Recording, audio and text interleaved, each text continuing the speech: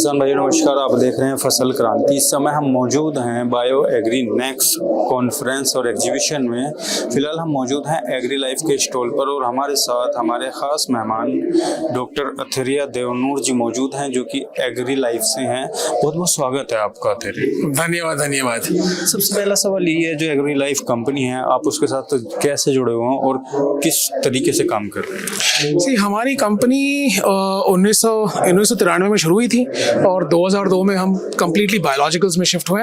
तो 2002 से लेके आज 2025 है हम बायोलॉजिकल्स फर्स्ट वाली कंपनी है, जहाँ पर केवल हम सेंद्रीय खाद बनाते हैं, सेंद्रीय दवाइयाँ जैसे सेंद्रीय कीटनाशक हुई या फिर बायोस्टिमुलेंट की कैटेगरी के अंदर जो आती हैं। तो ये सारी जो हमारी हमारी जो प्रक्रिया है, हम इसी में जुटे हुए हैं। इसके साथ हम लोग नैनो इनपुट्स भी बनाते हैं, जो नैनो एग्री टेक जिसको कहते हैं, जहाँ पर हम यूनिवर्सल बायोसाइड जैसे कि कंप्लीटली डिसइंफेक्टेंट जिसे डिसइंफेक्टेंट के तौर पे जैसे हम लेते हैं, तो वो हम बनाते हैं। फिर नैनो कैल्शियम है, नैनो कॉपर।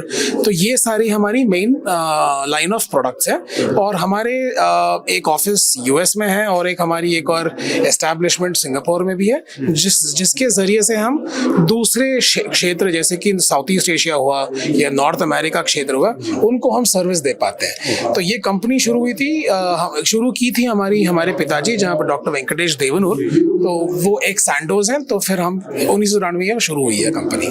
तो अगर हम बात करें जो फार्मर्स के लिए एग्री लाइफ सॉल्यूशन प्रोवाइड करा रही है, उसमें क्या क्या मुख्य चीजें हैं किसान जो फार्मर की परस्पेक्टिव से? जी देखिए, अभी आजकल हो क्या रहा है कि यहाँ पे जो फार्मर्स प्रेजेंटली क्या हो रहा है कि आजकल जो एग्रीकल्चर की जो मेथडोलॉजी हो रही है, उसकी वजह से जो सॉइल है, जो मिट्टी है, मिट्टी के अंदर जो गुणांश होने चाहिए वो अभी लुप्त है। वो लुप्त होने किस कारण से हुई है? लुप्त इसलिए हुई है क्योंकि इनडिस्क्रिमिनेट यूज, मतलब अधिक मात्रा में हम जो फर्टिलाइजर यूज कर रहे हैं, सिंथेटिक फर्टिलाइजर हुआ या सिंथेटिक पेस्टिसाइड्स जो डाल रहे हैं, जो जीवाणु हमारे जो मृत कोश में जो जीवाणु वहां पर जो पलते हैं, तो वो जो लुप्त हो गया। तो वो लुप्त होने के कारण से क्या हो रहा है, जो न्यूट्रिएंट अपटेक जो मात्रा में लेनी चाहिए, जो आपकी क्रॉप है, आपको उसको लेना चाहिए, वो ले नहीं पा रहा है, क्योंकि वहां पर जो जीवाणु जो काम के लिए बना, जो कुदरत ने उसको दी गई है, ये काम करने के लिए नाइट्रोजन बढ़ाना, नाइट्रोजन अपटेक करना,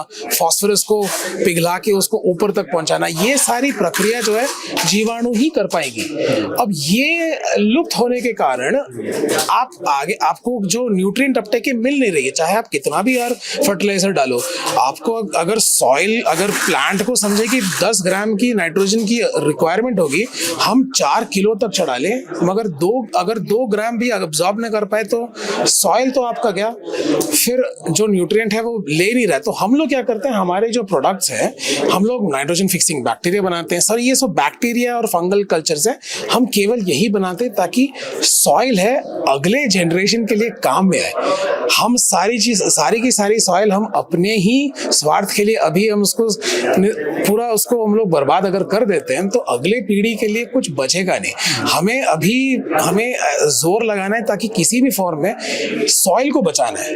मट्टी हमारी माता है, तो बस मट्टी को बचाना है। तो हम लोग हमारी पूरी फोकस केवल उसी में।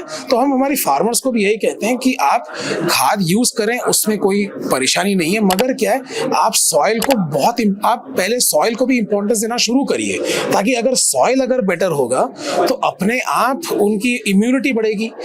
मतलब इम्यूनिटी का मतलब वो होता है कि कोई रोग को टोकने की क्षमता होती है, वो बढ़ जाती है। तो पहले सॉइल पे फोकस करें, अपने आप बाकी सारी चीज अपने आप सुधर जाएंगी।